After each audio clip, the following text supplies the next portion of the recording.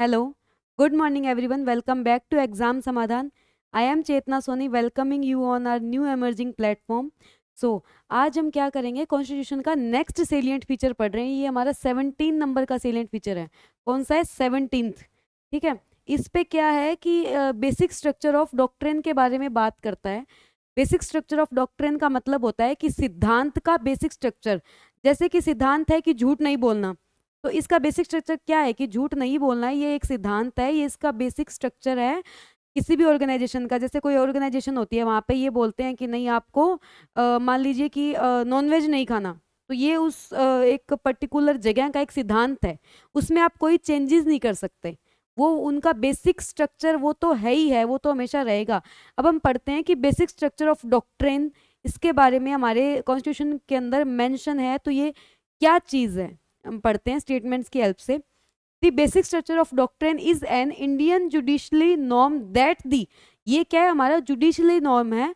ये क्या है? जुडिशरी में भी ये हमारा एक नॉर्म है. नॉर्म कह सकते हैं आप कि नियम है, एक कानून है हमारा, जो क्या कहता है कि constitution of India has certain basic feature. हमारे क्या है? कुछ एक सर्टेन बेसिक फीचर है. जैसे कि हमारे पास लोकतंत्र की सरकार, डेमोक्रेसी हमारे यहाँ पे इंडिया में, तो ये हमारा एक नॉर्म है, इसको आप चेंज नहीं कर सकते. यहाँ पे आप डेमोक्रेसी है तो ये डेमोक्रेसी रहेगा हमेशा. ये हमारा कॉन्स्टिट्यूशन बताता है. आगे क्या है? ये क्या बोलता है कि that can not be changed और डिस्ट्रॉयड. ना चेंज हो सकता है ना डिस्ट्रॉय हो सकता है through any amendment by the parliament. आप समझिए कि अगर आपके यहाँ पे डेमोक्रेसी है, आपके कॉन्स्टिट्यूशन में मेंशन है, तो आप उसको डिस्ट्रॉय नहीं कर सकते अमेंडमेंट की हेल्प से. ना ही कोई पार्लियामेंट कर सकता है, ना ही कोई प्रेसिडेंट कर सकता है, ना ही कोई इंडिविजुअल कर सकता है. वो अगर बेसिक है ना कि आपका डेमोक्रेसी है, तो वो डेमोक्रेसी रहेगा ही. जैसे आपका सेक्युलर है, तो बेसिकली वो क्या आपका रहेगा? वो आपका बेसिक स्ट्रक्चर है कॉन्स्टिट्यूशन का.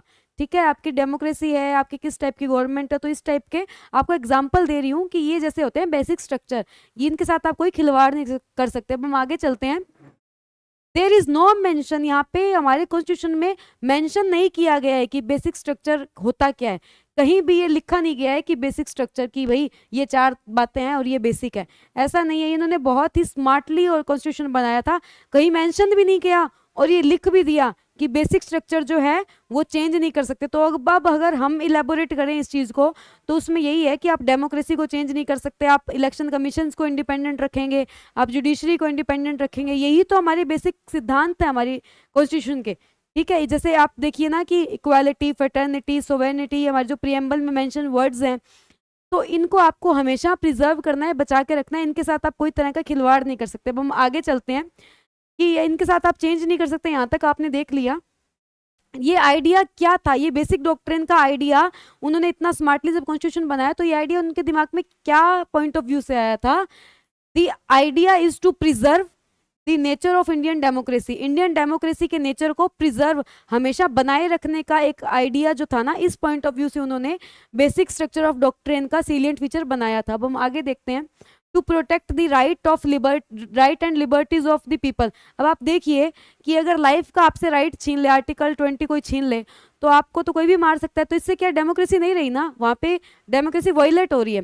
तो ये सब चीज़ें, आपकी लिबर्टीज, आपकी जो आज़ादियाँ हैं, आपके जो आगे बढ़ने के जो ग्रोथ ऑप्शंस हैं, उनको ध्यान में रखते हुए, इंडिविजुअल को ध्यान में रखते हुए, डेमोक्रेसी को ध्यान में रखते हुए ये आइडिया आया था बेसिक स्ट्रक्चर ऑफ डॉक्ट्रिन का. अब हम आगे बात करते हैं. It helps to protect and preserve the spirit of the constitution. Same ये क्या है? कॉन्स्टिट्यूशन की जो मेन स्पिरिट है ना, जो मेन आत्मा है कॉन्स्टिट्यूशन की, उसको बनाए रखने में हेल्प करता है. ऐसा नहीं है कि आप कॉन्स्टिट्यूशन को चेंज ही कर दोगे, वो आप नहीं कर सकते. आगे देखते हैं. The concept of basic structure of constitution evolve over time. Concept है ना जो बेसिक स्ट्रक्चर का, ये क्या इवॉल्व होता है, चेंज भी हुआ है. कि आप किस चीज़ों को बेसिक स्ट्रक्चर में ले, मतलब इवॉल्व होने का मतलब ये होता है कि आप आगे बढ़ रहे हैं, इवॉल्व किया जाता है, कुछ एक चीज़ों को अडॉप्ट कर लिया जाता है कि नहीं ये भी हमारे बेसिक स्ट्रक्चर में आ जाए, ये भी आ जाए, ये भी आ जाए. इसकी एक केस स्टडी है, वो केस स्टडी है केशवानंद भारती केस.